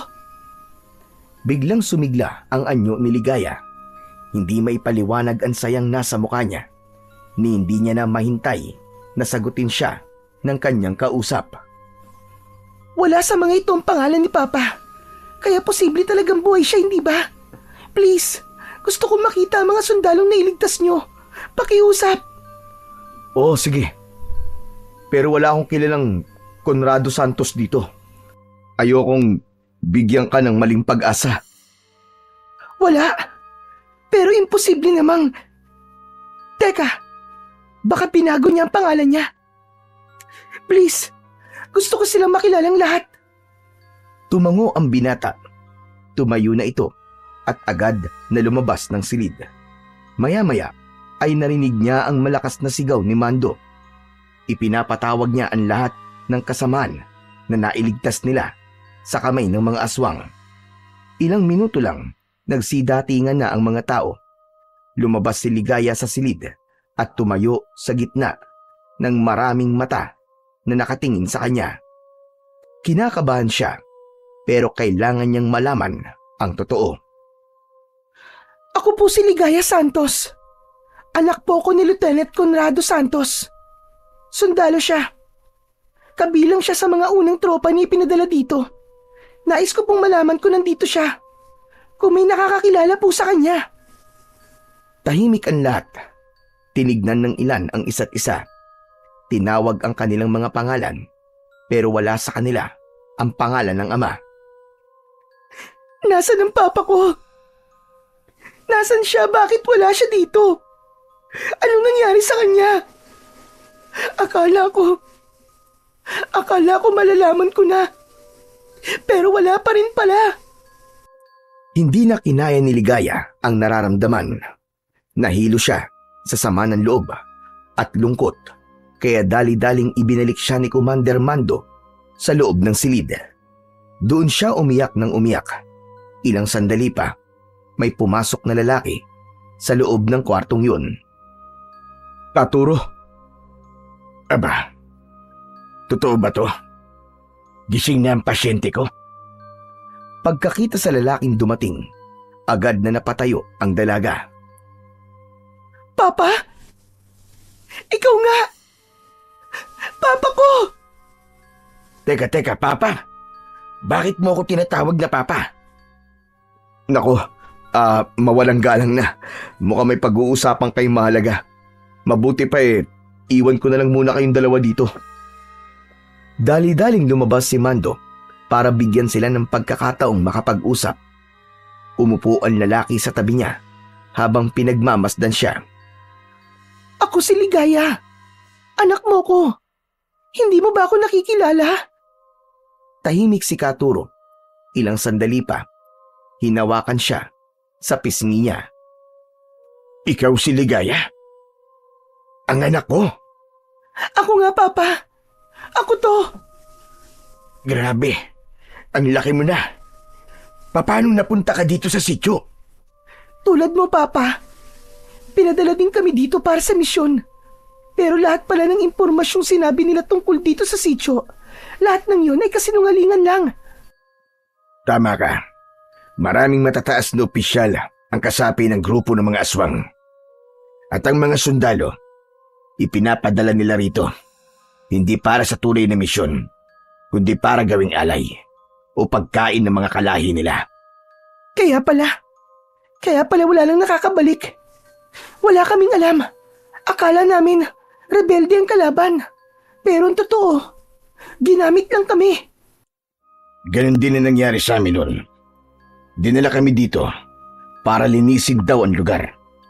Pero pagdating namin, inatake kami sa loob mismo ng kagubatan. Hindi namin alam kung saan galing ang mga kalaban. Hindi sila tao. Mga aswang sila. Malalakas. Wala silang awa. Walang nakaligtas sa mga kasamaan ko. Lahat sila. Namatay lahat. Pero, paano ka nakaligtas, Papa? Nadulas ako sa bangin habang tumatakbo. Akala ko ay katapusan ko na. Pero doon ako nakita ng grupo ng tatay ni Commander Mando. Hindi nila ako pinabayaan. Inalagaan nila ako hanggang sa gumaling ako. Pero pagbangon ko, wala na akong maalala. Tinawag nila akong Katuro. Nasanay na ako sa pangalang yon. Kaya naman, maski bumalik na ang alaala ko sa paglipas ng panahon, hindi ko na binago ang pangalan ko. Anak, sa lugar na ito, Nakita ko ang totoo. Dito ko nalaman kung sino ang tunay na kalaban. Nang bumalik yung alaala mo, hindi mo ba inisip na bumalik? Matagal ka naming hinintay. Namatay na lang si Mama na ikaw ang inaalala niya. Sinubukan namin, pero laging may nagbabantay. May mga aswang na nagkalat sa labas. Hindi sigurado kung makakalabas ba talaga kami ng buhay. Saka, hindi ko maiwan ang taong tumulong sa akin. Yung mga sandata nila. Mula nang sumanib ako sa kanilang grupo, ako ang nagbasbas nun. Lahat ng klase ng kapangyarihan. Kaya nung tapatan. Kahit mga kapangyarihang kabal. Kapangyarihang kabal? Yun ba yung hindi natatablan ng mga bala ng baril at talim ng mga sandata? Oo. Walang halaga ang anumang klase ng anting-anting na kabal kung tatamaan ng talim ng talibong. Kaya po pala, nasugatan din ako. Ano ka mo? May ibinigay po sa akin si Lolo. Heto po. Teka, yan ang mutya ng bayo ko. Tama po. Nang malaman po ni Lolo na itong misyon ko, ibinigay niya po sa akin to. Iniwan mo daw po ito noon sa tabi ko. Oo, iniwan ko sa iyo talaga noon yan. Kasi hindi ko alam na ganun kadelikadong misyon. Akala ko kaya ko na. Akala ko dahil may alam akong mga dasal at may alam din tulad ni tatay, kaya ko na. Pero nagkamali ako. Kung naniwala sana ako, baka nailigtas ko pa ang mga kasama ko. Pero Papa, wala rin tong naging silbi. Ako lang din ang nailigtas niya. Papa, wala akong silbi. Wala akong nagawa para ipagtanggol ang mga kasamahan ko. Lahat sila namatay nang wala man lang ako nagawa. Hindi mo kasalanan, anak. Wala kang kasalanan. Yung mga ganid, yung mga buwaya sa kampo, sila ang may kasalanan ng lahat ng ito. Magbabayad sila. Pagbabayaran nilang lahat ang mga kahayupan nila. Papa, hindi kita iiwan dito. Sasamahan kita sa misyon na to. Tutulungan natin ang mga sundalo. Tutulungan natin ang lahat ng mga tao dito sa Sitio Malapad. Nagyakap silang dalawa. Mahigpit, parang ayaw nang maghiwalay. Talabas ng silid, tahimik na nakikinig si Commander Mando habang nakasandal sa dingding. Masaya siya para sa dalawa. Teka, nasan po pala ang dogdag niyo, Papa? Naalala ko, habang nahuhulog ako sa bangin, naramdaman kong nasabit sa ugat ng puno ang kwintas ko. Hindi ko na nakuha. Kaya po pala.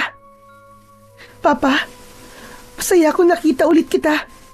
Kung pagbibigyan tayo ng kapalaran na muling makauwi, sigurado ako, Papa, mapapasaya natin ang sobra si Lolo. Yun ang pangarap ko. Gusto ko ding makita si tatay. Miss na miss ko na siya. At ang mama mo. Kahit malungkot ang balitang patay na siya, gusto kong makita pa rin ang libingan niya. Gusto kong humingi ng tawad. Magagawa po natin yun. Pagkatapos ng misyon natin, gagawin natin lahat, Papa. Muling yumakap si Ligaya sa kanyang ama. Ngumiti naman si Katuro. Makalipas ang ilang araw, unti-unting naging panatag ang kalooban ni Ligaya sa Sitio Malapad. Naging mahalaga at malapit na sa kanya ang lugar dahil dito niya natagpuan ang kanyang ama na inakala niyang matagal ng patay. Sa mga araw na lumipas, magkasama silang dalawa sa halos lahat ng gawain. Naging malapit sila sa isa't isa at tila sinusulit ang mga panahong nawala sa kanila. Tahimik ang sitio. Malayo ito sa ingay ng lungsod. Simple lang ang pamumuhay ng mga tao pero puno ng sigla. Marami na rin siyang naging kaibigan. Naging masaya siya sa lugar na yon. Naging aktibo siya sa mga gawain doon at isa na dito ay sumasali siya sa mga pagsasanay na isinasagawa ng mga kalalakian. Bagamat ng una ay hindi siya pinayagan, Ipinilit niya ang kanyang sarili at kinatwirang sanay siya sa mga ganong klase ng pagsasanay. Dito siya natutong humawak at gumamit ng talibong. Ito ang sandata na ginamit na pangdepensa ng grupo laban sa mga aswang. Mabilis siyang natuto. Hinangaan din siya sa mabilis niyang pagkilos. Ngunit minsan ay nasosobrahan niya, lalo pat madalas ay nagagamit niya ng hindi sinasadya ang kapangyarihan ng mutya na kanyang inaalagaan. Pero sa tulong ng kanyang ama, natutunan niyang kontrolin ang kanyang lakas. Tinuruan siya ni Katuro hindi lang sa pagkontrol at wastong paghataw ng talibong, kundi pati na rin sa mga aralin tungkol sa pag-iingat, sa disiplina at tiwala sa sarili. Ang talibong hindi lang basta tabak na pamugot ng ulo. Kaluluwa yan ng mga mandirigma. Sa bawat talim na mga ito, dala mo ang dangal ng mga taong ipinagtatanggol mo. Ginawan ni Katuro ng sandata si Ligaya, isang talibong na siya mismo ang nagpanday. Pinangalanan niya itong Dalisay. Tanda raw yun ng malinis nilang hangarin, ang tapusin ng kasamaan at protektahan ang mga inosente. Anak, yang talibong na yan ay hindi lang basta armas. Paalala yan ng paninindigan natin. Gamitin mo yan para sa tama, para sa kabutihan. Salamat, Papa. Pangako po, gagamitin ko lang ito para sa mga aswang na yon. Mula noon, araw-araw na nagsasanay si Ligaya tuwing umaga. Hinahasa niya ang kanyang kakayahan kasama ang ibang kasamaan sa paggamit ng kanyang mutya at ng talibong. Natutunan niyang makiramdam sa paligid at makinig sa tunog ng kagubatan. At sa gabi naman ay kasama na siya sa pagbabantay sa sityo. Dahil dito ay marami ang humanga sa kanya. Isa na dito si Commander Mando. Hanga talaga ako sa'yo. Masipag ka mag-ensayo at talagang tumutulong ka sa mga tao dito. Ngayon na lang talaga ako nakakita ng mga babaeng katulad mo. Ibang-iba ka, Ligaya. Ginagawa ko lang naman ang dapat. Ano namang kakaiba ron? Ikaw talaga, oh. Siya nga pala. May dala akong prutas para sa'yo at kay Katuro. Paborito niya yan eh. Sigurado akong magugustuhan niya yan. Napangiti si Ligaya. Habang tumatagal, ramdam niya na lumalalim ang respeto ni Mando sa kanya. Ganon din naman si Ligaya. Madalas silang magkasama sa mga pagbabantay at pagpaplano para sa mas ikabubuti ng sityo. Hindi man sila nagsabi ng nararamdaman. Dama ng mga tao sa paligid na may espesyal na namamagitan sa kanila. Isang gabi, habang nasa balkon ng kubo si Katuro, nagawa nitong biruin si Mando na naroon sa kubo nila. Kausap na naman si Ligaya. Commander, parang andalas mo dito sa bahay ah. Katuro, hindi naman ho. Nagawi lang. Papa naman, tignan mo, oh. Namumula tuloy si Commander. Hindi pa sila magkasintahan, pero hindi rin maitatanggi na may namumuong damdamin na sa pagitan nila. Ngunit malinaw kay Ligaya ang gusto niya at palagi naman siyang bukas kay Mando. Ipinapaalam niya palagi ito ng paulit-ulit sa binata. Ayokong pumasok sa isang relasyon hanggat hindi pa tapos ang laban natin. Marami pa tayong kailangang gawin. Naiintindihan ko. Hindi kita mamadaliin, Ligaya. Basta't nandito lang ako. Kasama mo sa lahat ng laban. Kapag natapos ng lahat, kapag wala ng panganib, kapag wala ng aswang na kailangan labanan, saka natin balikan to. Pwede ba yun, Mando? Oo naman. Mukhang kailangan ko na magplano para mapadali ang pagtugis sa mga aswang na yun ah. Napangiti si Ligaya sa pagbibirong yun ni Commander Mando. Lumipas ang 1 taon Isang pagpupulong ang naganap sa pangunguna ni Commander Mando. Ipinatawag niya ang lahat ng kanyang mga kasamaan at nag-ipon-ipon sa isang lugar. May balita akong nakuha, mga kasama. May bagong tropa daw na ipapadala rito. Ibig sabihin, papatay na naman sila ng mga sundalo? Tama ka. Alam na natin kung anong ibig sabihin nun. Mga inosenteng sundalo na naman ang magsasakripisyo ng kanilang buhay para lang sa walang kwentang misyon. May mga sundalo na namang ihuhulog sa patibong ng mga ganid na opisyal na yon. Pero hindi natin hahayaang mangyari yon. Kailangan natin silang iligtas. Kailangan nating pigilan ito. Agad na sumang-ayon ang lahat. Ngunit bukod sa impormasyon na may mga sundalo na namang paparating, walang ideya ang grupo kung kailan o kung saan maaaring umatake ang mga aswang. Kaya naman, nag-isip si Ligaya ng mas magandang plano. Paano kaya kung hanapin na lang natin ang pugad nila? Imposible yun. Ilang beses na namin ginawa na hanapin sila. Pero para silang palos, hindi mahanap. At kung mahanap man namin, nakaalis na sila. Palagi, hindi namin sila naaabutan. Magagaling silang magtago. Hindi agad sumagot si Ligaya. Sa halip, dahan-dahan niyang inilabas ang kanyang mutya. May paraan tayo. Itong mutya, may kakayahan tong makaramdam ng kakaibang enerhiya, lalo na kung galing sa masama. Nahasa ko na rin to sa tulong ni Papa. Kaya ko na siyang gamitin. Totoo ba, Ligaya? Oo, at handa akong gamitin to. Gusto kong matapos na ang kalbaryo ng lugar na to at ang kalbaryo ng mga sundalo.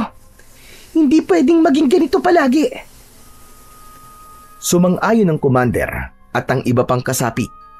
May isang nagbiro sa lupon at tinawag na Commander Ligaya ang dalaga. Hindi lang dahil sa biruan tungkol sa kanila ni Mando, kundi dahil sa respeto at paghanga ng mga tao sa kanya. Dahil pumayag na ang lahat, nagpaalam sila sa buong sityo. Nagbaon sila ng pagkain at mga armas. Pinamunuan ng dalawa ang misyon, kasama si Katuro. Ginamit ni Ligaya ang mutya ng pusa sa bawat lugar na kanilang dinadaanan. Kapag may nararamdaman itong kakaiba, agad silang nag-iingat. Isang gabi, 2 gabi ang lumipas. Wala silang nahanap. Wala silang nakita. Anumang bakas ng mga aswang. Pero sa 3 araw ng kanilang paglalakbay, nakarating sila sa isang liblib na bahagi ng kagubatan. Habang naglalakad sa masukal at makipot na daan, biglang napahinto si Ligaya. Hinawakan niya ang mutyang nakasabit sa kanyang leeg. Kumikislap ito ng bahagya. Sandali lang, may nararamdaman ako. Anong ibig mong sabihin, Ligaya? May nakita ka na ba? Wala pa. Pero kakaiba ang ihip ng hangin. Kakaiba rin ang amoy nito. Mabaho, masangsang, parang amoy asupre na may halong bulok na karne. Mahirap ipaliwanag. Pero wala naman akong naaamoy ah. Ang kapangyarihan ng mutya ay kapareha sa kakayahan ng mga pusa. Malakas ang pang-amoy, malakas ang pakiramdam ng higit sa 200 beses sa tao. Pagtiwala ka sa akin, malapit na natin silang matagpuan. Agad na hinugot ni Mando ang kanyang talibong. Nagbigay siya ng senyas sa mga kasamang mandirigma sa likod. Maganda tayong lahat. Malapit na tayo. Pero wala mo nang gagalaw hanggat walang utos. Nagpatuloy sila sa paglalakad. Maya-maya pa, napansin ni Ligaya ang mga punong nakapaligid sa kanila. May ilang puno na ang balat ay tila punit-punit, parang kinayod ng matatalim na kuko. Tignan niyo to. May bakas na mga kalmot. Malalim. Malalaking kuko ito. Hindi ito gawa ng mga hayop. Napatingin sa kanyang mutya ang dalaga. Lalo pan lumakas ang senyales ng mutya. Ngayon ay kulay kahil na ito at may mumunting kumikislap na parang bituin. May nararamdaman na din siyang init at bahagyang kuryente kapag dumadampi sa balat niya ang mutya. Itinuturo tayo ng mutya pa kanluran. Doon tayo pupunta. Naglakad silang muli. Ngayon ay pakanan at mas liblib na ang bahagi ng gubat na yun. Matagal silang naglakad hanggang sa makarating sila sa isang bangin. Doon niya nakita ang isang malaking kuweba sa ilalim ng talon.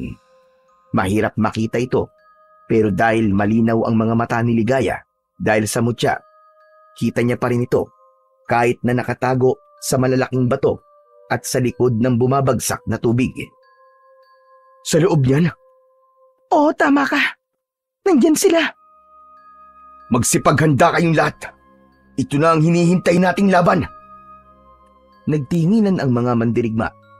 Kita sa mga mata nila ang tapang at kagustuhang masimulan ang digmaan. Mga kasama, wala nang atrasan to. Para sa mga nawalan ng pamilya. Para sa mga inosenteng pinatay nila. Para sa sinira nilang reputasyon ng sityo. Tapusin na natin to. Ngayon na! Pagkasabi nun, may 3 nilalang ang lumabas mula sa talon. Matatalas ang ngipin at tila naamoy sila. Hindi na sila nagsayang ng oras. Sugod mga kasama! Agad silang bumaba ng bangin. Isa sa mga aswang ang sumugod kagad. Agad din itong hinarap ni Commander Mando. Sinalubong niya ito ng hawak niyang talibong. Iwinasiwas niya ito sa liig ng aswang. Gumulong ang ulo nito sa mga bato at ang katawan ay nangisay. Bumulwak ang dugo. Isang malakas na alulong ang ginawa ng isa pang aswang. Dahil doon ay nagsilabasan sa kuweba ang iba pa nilang kasama. Mando! Ilag! Mabilis ang pangyayari. Isang aswang ang biglang lumitaw mula sa likuran ni Mando. Nakailag ito pero hindi sapat dahil inabot pa rin ang balikat niya ng kuko ng aswang.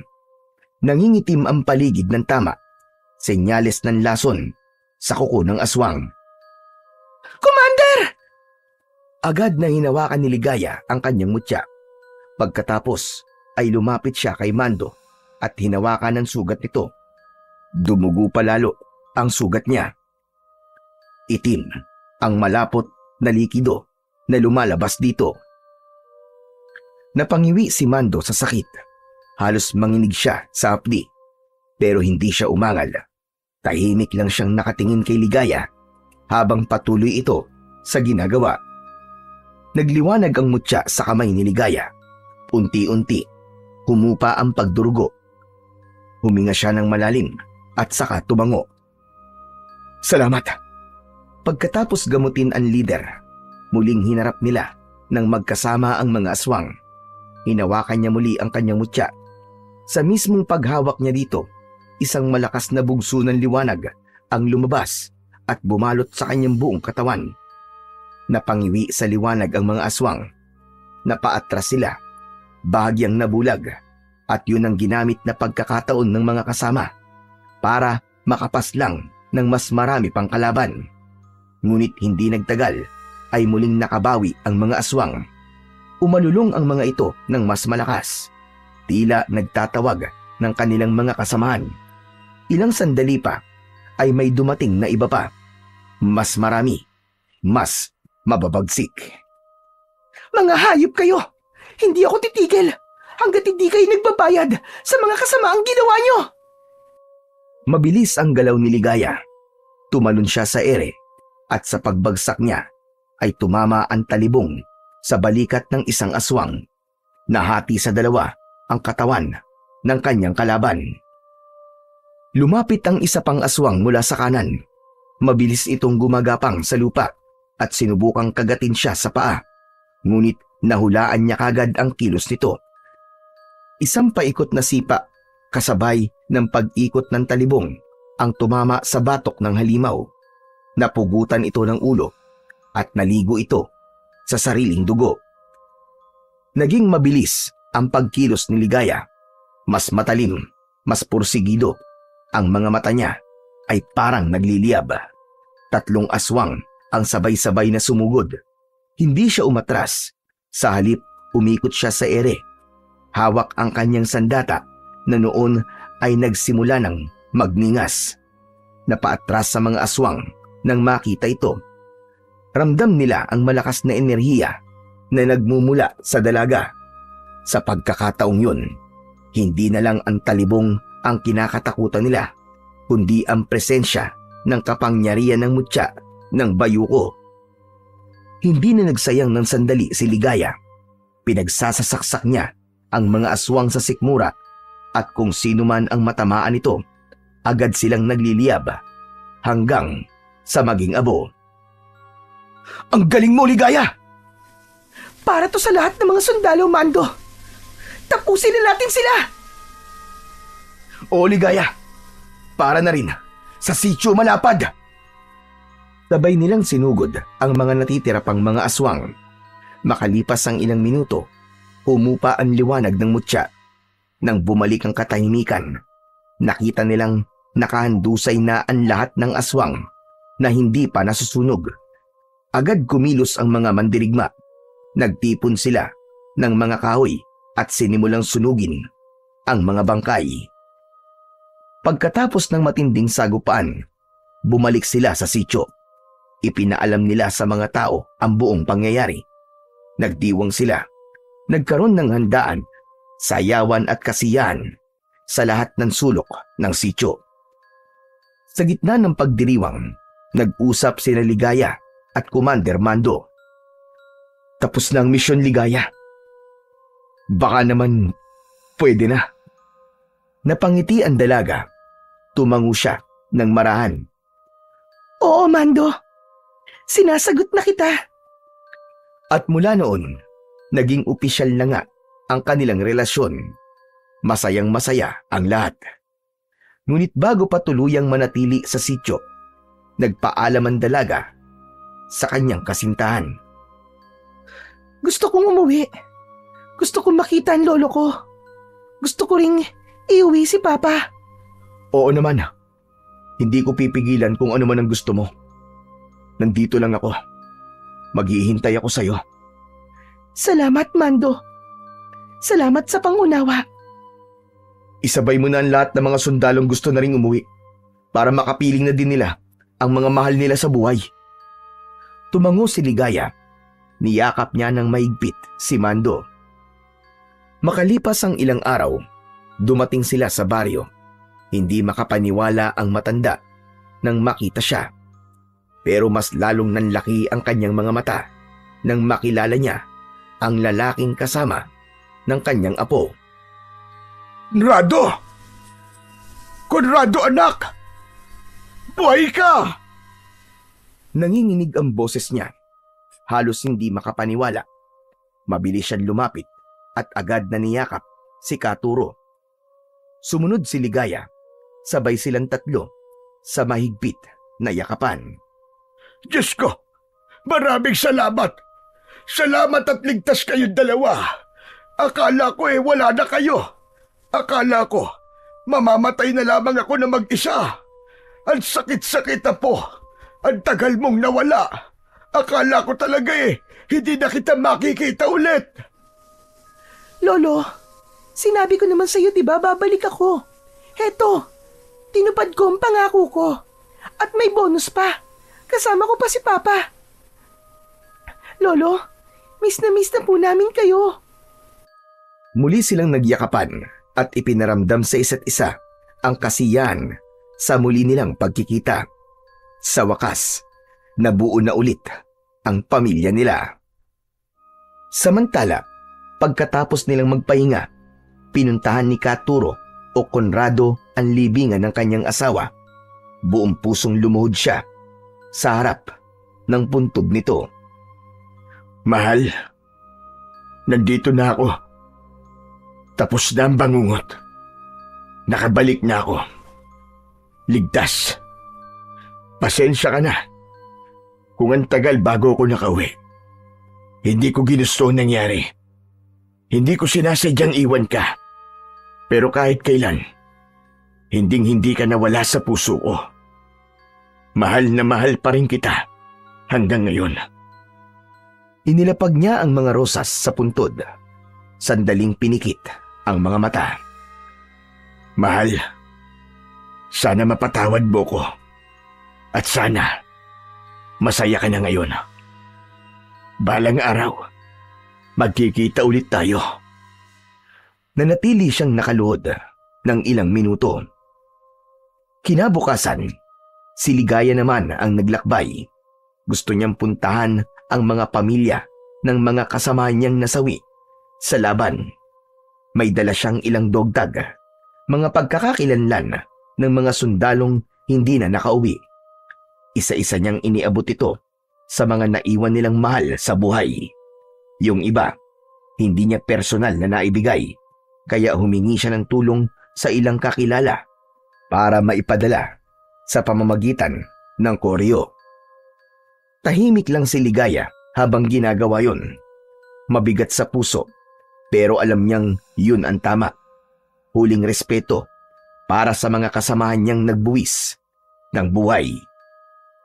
Ngunit hindi pa doon nagtatapos ang misyon ni Ligaya. May isa pang kailangang magbayad. May isa pa siyang dapat na singilin. Isang gabi, palihim siyang pumasok sa kampo gamit ang kanyang mutya. Walang nakapansin sa kanya. Agad niyang pinuntahan ang silid kung saan madalas na naglalagi ang general na kanyang pakay. Pumwesto siya sa tabi ng bintana at mula doon, narinig niyang may kausap ang lalaki. Ano nangyari sa mga kasamaan natin? Bakit wala na sila? Ano? Sinalakay sila ng mga rebeldeng yon? Buwisit! Humanda sila sa akin. Magpapadala ko ng isang batalyon na sundalo doon at pupulbusin ko silang lahat. Nang matapos ang tawag, lumabas ng kanyang kwarto ang general. Nagpunta ito sa likod. Mula sa dilim, nakita ni Ligaya ang pagbabago nito ng anyo. Ang dating tao ay unti-unting naging halimaw. Umalulong ito ng malakas. Maingat na lumapit si Ligaya. Habang nakatalikod ang nilalang, tinagpas nito ang ulo ng halimaw. Gumulong ang ulo nito sa lupa. Nasunog ito hanggang sa naging abo. At ang bakas niya ay tinangay na lamang ng hangin. Tama lang yan sa'yo. Hayop kang manyakis ka. Iginalang ka ng mga kabaro. Pero anong ginawa mo? Isa kang taksil. Ngayon, ay maglalaho kang tulad nila. Walang bakas. Parang bula. Tapos na ang misyon ni Ligaya. Pagbalik niya sa bahay nila, doon na siya nagpaalam sa kanyang ama at lolo. Wala namang nagawa ang dalawa nang sabihin niyang babalik na siya sa Sitio Malapad. Naiwan ang kanyang papa para may kasama ang kanyang lolo sa bahay. Kasabay nito ay nangako ang dalaga na dadalaw-dalawin sila. Pagbalik ni Ligaya sa sitio, agad niyang sinabi sa mga tao na simula sa araw na yon, may mga darating ng sundalo, pero hindi para manggulo. Totoo na raw ang misyon nila, ang tumulong at i-rehabilitate ang Sitio Malapad. Kasabay naman nun, ang pamamaalam ng grupo. Umalis na sila sa lugar para maiwasan ang gulo at para makapag-move on na rin ang buong sitio. Layunin nilang maibalik ang maayos na pangalan ng lugar at makapagsimula ulit ang mga tao ng payapa. Lumipat sila ng kampo at pinalakas ang puwersa, pero hindi para labanan ng gobyerno, kundi para harapin ang mas mabibigat na kalaban, ang mga natitira pang aswang.